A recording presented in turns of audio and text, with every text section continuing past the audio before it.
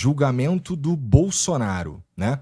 Então, o Bolsonaro vai ser julgado pela primeira turma do STF, que tem entre seus... Tem o Alexandre de Moraes como relator, tem ali o Dino, tem o Fux, tem... Bom, e eu sinto que tem uma grande... Tem uma galera ali que me parece que o Bolsonaro tá ferrado, cara. Porque, eu não sei, assim, ele já comprou briga com esses caras e por mais que a gente fale, não, a lei é cega, é a mesma lei pra todo mundo, não sei o quê e tudo mais, você ser julgado por um cara que é o teu desafeto declarado tem um efeito, eu imagino.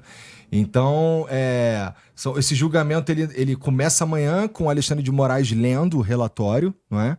Que é para então a defesa... Isso eu ouvi, talvez eu possa estar falando merda, tá bom? Pode tocar. E aí depois a defesa dele vai ter o tempo para falar também, mas é algo que é histórico, porque é a primeira vez que a gente tem um presidente no Brasil um ex-presidente sendo julgado por tentativa de golpe.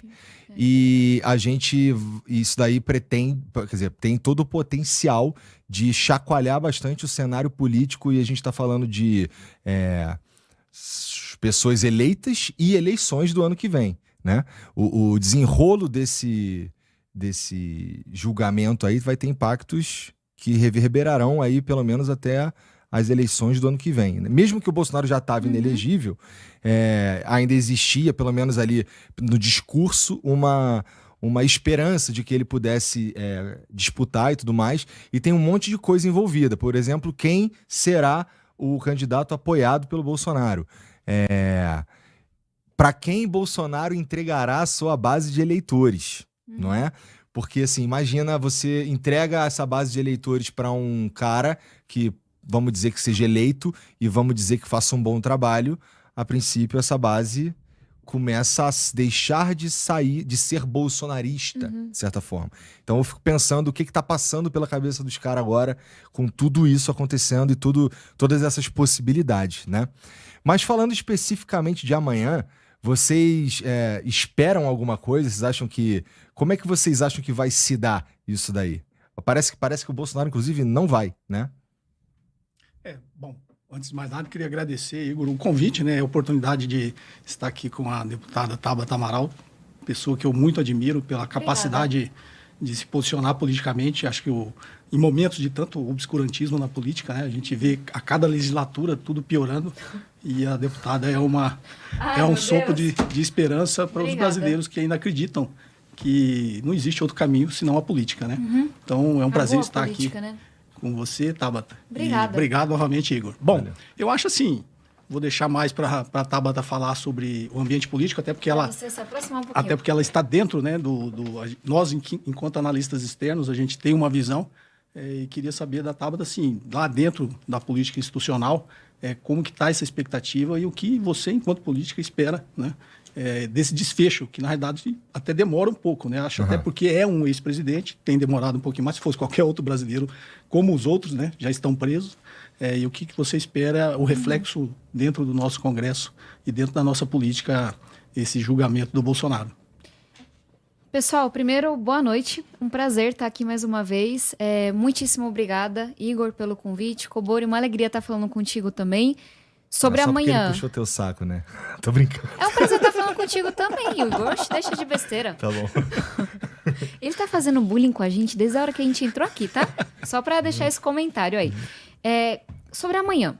Primeira coisa, o que todo mundo espera, o que o próprio Bolsonaro espera, é que ele seja condenado.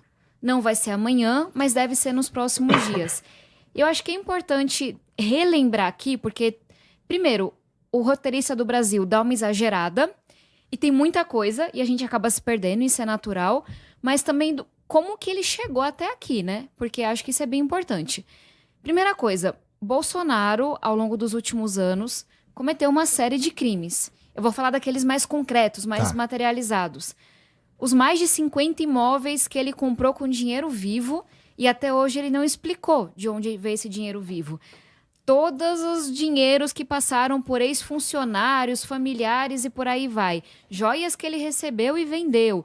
Cara, pra mim, o mais desumano e grave de todos, e a gente não tá falando sobre isso, a gente esqueceu o quanto que o Bolsonaro tentou atrapalhar a compra de vacinas e um número absurdo de brasileiros que morreram por culpa dele. Não é nada disso que está na mesa no julgamento de amanhã. O que é que está na mesa no julgamento de amanhã? Independente do que os ministros pensem sobre Bolsonaro. Primeiro, que ele fez de tudo para atrapalhar a última eleição presidencial. A gente tem prova, não é disse-me disse, de que ele botou a Polícia Rodoviária Federal para tentar impedir que alguns eleitores do Nordeste conseguissem votar. Tem inúmeros vídeos dele falando mentiras sobre as urnas eletrônicas, tentando colocar embaixadas de outros países contra o nosso. Veio a eleição apertada, difícil, mas ele perdeu. Ele nunca reconheceu esse resultado e depois que ele perdeu, ele literalmente arquitetou e participou do começo da execução de uma tentativa de golpe. E aí fala, tudo bem, Tabata, mas tipo, ele não deu golpe, como é que a gente sabe? Minha gente, para quem respeita o Exército, acho que aqui tem uma coisa bem importante. O antigo comandante do Exército falou, o Bolsonaro me procurou para dar um golpe no país. E eu falei que eu iria prendê-lo se ele fizesse isso. Por que que o ex-comandante do Exército iria inventar essa coisa? Tem o texto que o Bolsonaro editou que ele falaria depois do golpe. Literalmente, ele sabia do plano e começaram a executar o plano para assassinar Alckmin, Lula e Alexandre de Moraes. Esse cara não aceitou, ele só não deu o golpe porque ele foi impedido, especialmente pelas forças militares. E aí muita gente fala, Tabata, mas assim, por que que é tentativa ele não fez? Porque se ele... Eita, isso era um remédio que será tomado depois. Porque se ele tivesse dado o golpe, a gente não está... Vocês não sei, mas eu não estaria aqui falando livremente.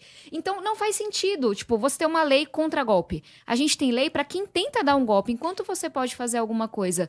Então só para reforçar, Igor, os ministros do STF, alguns deles podem até odiar o Bolsonaro, mas se tem alguém que cavou a própria cova, que fez crime depois de crime, e aí a última coisa que eu sei que a gente vai falar depois, fez de tudo para atrapalhar esse julgamento também, né? Tem lá texto que ele queria fugir para a Argentina. O cara botou um país estrangeiro para atrapalhar o julgamento dele. Parece que ele não se aguenta. Então, eu realmente acho assim que o próprio Bolsonaro está esperando há muito tempo que ele vai ser condenado. O que ele está tentando fazer é atrapalhar, é adiar, é criar narrativa, mas não surpreende ninguém, nem os apoiadores dele. E toda essa guerra dos apoiadores dele, Eduardo que xinga Tarcísio, que xinga não sei quem, nananana, é para ver quem é que vai ganhar esse espólio.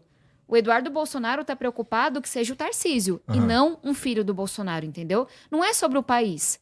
É sobre poder, infelizmente. É sobre uma família tentando se proteger e, não vai dar para escapar. Então, quem é que vai herdar isso? Quem é que vai ganhar? Não é um projeto pelo país. E o papel do Eduardo Bolsonaro lá fora, parte do motivo do Bolsonaro estar preso em prisão domiciliar e tudo mais, de ter colocado, na verdade, no começo lá a tornozeleira eletrônica nele, tinha a ver com o fato também do Eduardo Bolsonaro estar fora do país, dele ter mandado uma grana pra ele, não é? Acho que mandou alguns milhões pra ele. E pra Disney. Não passar fome. Não passar fome. E qual que você acha que é o papel do Eduardo Bolsonaro em tudo isso daí? Você acha que, por exemplo, as sanções que a gente sofre pelos Estados Unidos, tem de fato... O Eduardo Bolsonaro, no teu ver, ele tem esse poder de lobby para conseguir alguma coisa assim? Vamos lá, eu fiz questão de mencionar aqui o depoimento do ex-comandante do Exército, porque hoje em dia é muito difícil ouvir quem pensa diferente da gente. E muitas pessoas não estão nem aí pro argumento que está sendo dado. Sim, é só tipo, quem é que tá dizendo. Então deixa eu te responder usando as palavras do Trump e do Eduardo Bolsonaro, para ver se as pessoas ouvem. O Trump e o Eduardo Bolsonaro estão sempre... O Trump ali nas cartas dele, nos tweets, o Eduardo Bolsonaro nessas mensagens que estão no inquérito dizendo, olha, o Eduardo Bolsonaro foi para os Estados Unidos para mobilizar o governo Trump contra o Brasil, para pressionar o Brasil no julgamento do Bolsonaro. Isso tá nas cartas do Trump, isso tá na troca de mensagens entre o Eduardo e o pai dele, até quando ele fala, eu não quero anistia light, é o quê? Ele não quer perdão para os comuns que estavam ali vandalizando a Praça dos Três Poderes, porque ele acha que aquilo é um escudo para aumentar a chance do pai dele se safar. E ele fala, Eduardo Bolsonaro trabalhou contra os senadores que foram nos Estados Unidos para tentar negociar a questão das tarifas. Aí muita gente pergunta, beleza, Tabata, o Trump e o Eduardo Bolsonaro estão dizendo que todo esse ataque dos Estados Unidos contra o Brasil é de fato culpa do Eduardo Bolsonaro, traidor da pátria, que abandonou o seu mandato e está botando para lascar com a gente.